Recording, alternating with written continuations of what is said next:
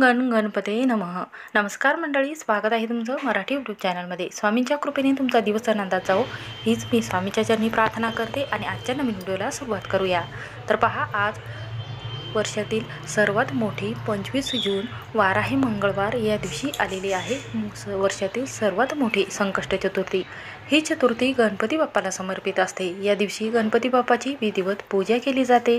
गणपती बाप्पाला दुर्वा, जास्वंद फूल अर्पण केले जाते. या दिवशी व्रत उपासना करून गणपती बाप्पाची उपासनाही केली जाते.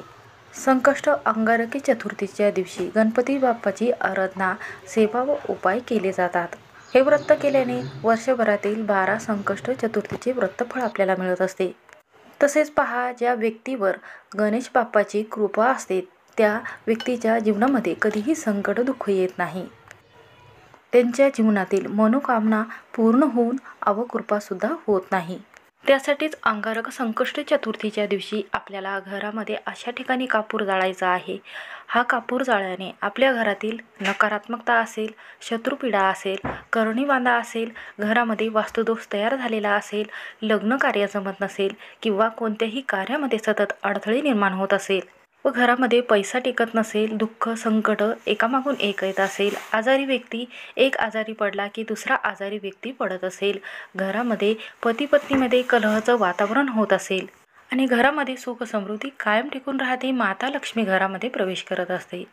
चला तर जाणून घेऊया कापुरासोबत कोणती वस्तू जाळायची आहे. तर पहा, घरामध्ये कापूर जाळल्याने घरातील वास्तुदोष निघून जातो, घरामध्ये सकारात्मक लहरी तयार होत असतात. चला तर जाणून घेऊया कोणती वस्तू आहे ती. व्हिडिओमध्ये नवीन असाल तर सबस्क्राईब करायला विसरू नका.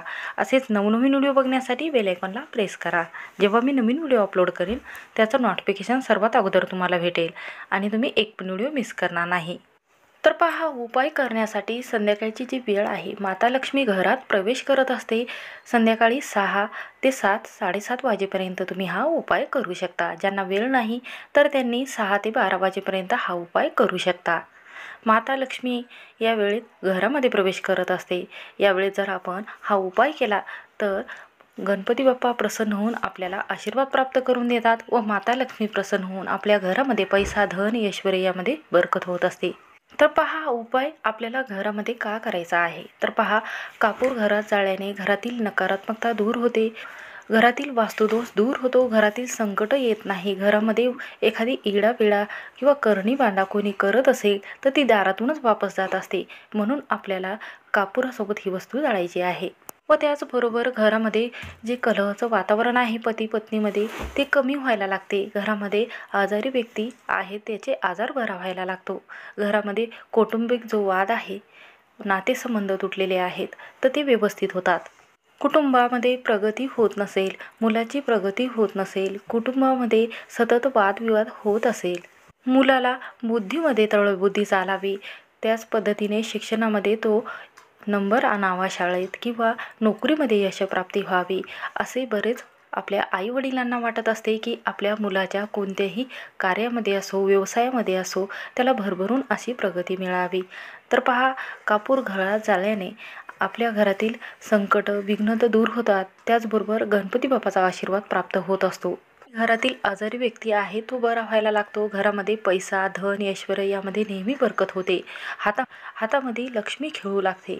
असा अत्यंत कापुराचा हा उपाय असतो. चला तर जाणून घेऊया कापुरासोबत आपल्याला कोणती वस्तू जाळायची आहे. तर पहा, सर्वात प्रथम आपल्याला गणपती बाप्पाला अभिषेक करायचा आहे. पंचामृत आणि जास्वंदाचे फूल, दुर्वा, त्याचबरोबर 21 मोदक अर्पण करायचे आहे. विधिवत पंचामृत घालत असताना, अभिषेक घालत असताना ओम गण गणपते नमः हा अतिशय प्रभावशाली मंत्र आहे. हा मंत्र तुम्हाला म्हणायचा आहे. त्याचबरोबर एक चौरंग ठेवायचा आहे, त्यावर लाल वस्त्र ठेवायचं आहे, त्यावर गणपती बाप्पाची मूर्ती स्थापन करायची आहे. विधिवत पूजा मांडायची आहे. गणपती बाप्पाला तुपाचा दिवा लावायचा आहे आणि त्याचबरोबर हा उपाय करण्यासाठी आपल्याला आसन घ्यायचं आहे. त्यानंतर यामध्ये आपल्याला सर्वात प्रथम एक प्लेट घ्यायची आहे. प्लेटवर आपल्याला एक मोठं खोबरं आहे, तर खोबऱ्याची वाटी आपल्याला इथे घ्यायची आहे. तर पहा, इथे शक्यतो सुकंच खोबरं तुम्हाला घ्यायचं आहे.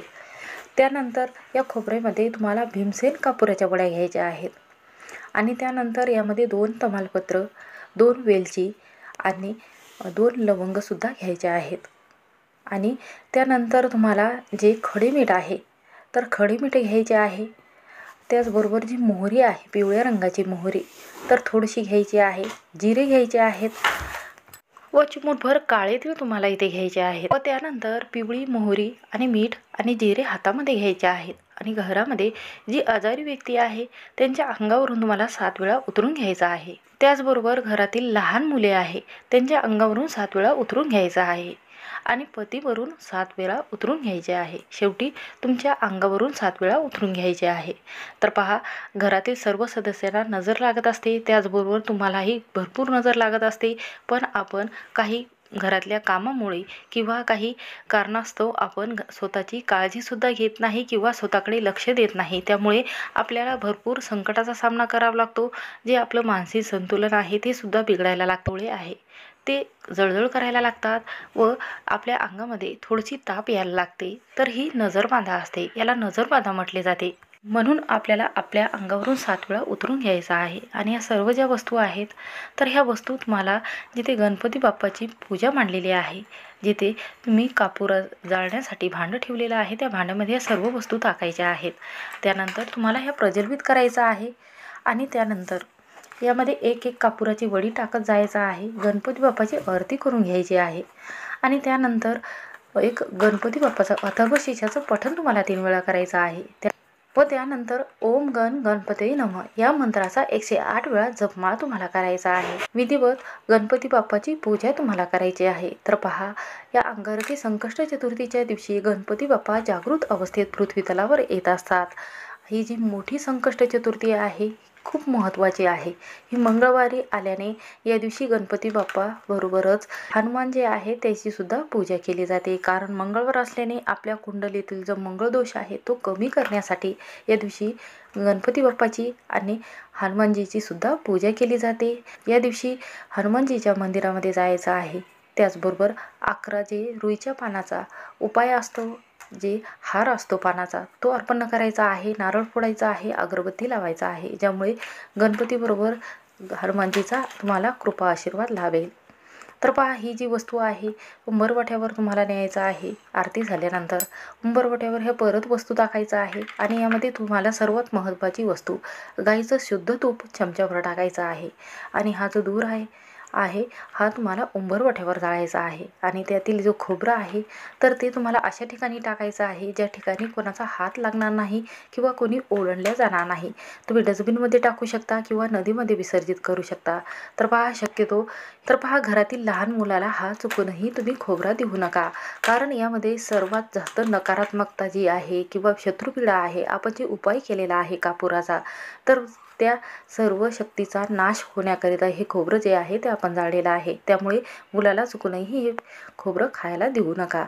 हे तुम्हाला डस्टबिनमध्ये टाकायचं आहे किंवा एखाद्या नदीमध्ये तुम्ही प्रवाहित करू शकता. अशा पद्धतीने जर नारळाचा हा अत्यंत प्रभावशाली जर उपाय केला, कापुरासोबत ही जर वस्तू जाळली, तर घरातील इडापिडा संकट विघ्न दूर होऊन घराची मुलाची भरभरून प्रगती होत असते. मुलाच्या बुद्धीमध्ये त्याची बुद्धी तळ चालायला लागते. त्याला बुद्धीमध्ये किंवा शिक्षणामध्ये यशप्राप्ती मिळत असते. पती पत्नीमध्ये वाद कमी व्हायला लागतात. घरामध्ये नेहमी सुख समृद्धी कायम टिकून राहते. श्री स्वामी समर्थ. व्हिडिओ आवडला असेल तर स्किप न करता शेवटपर्यंत नक्की पहा.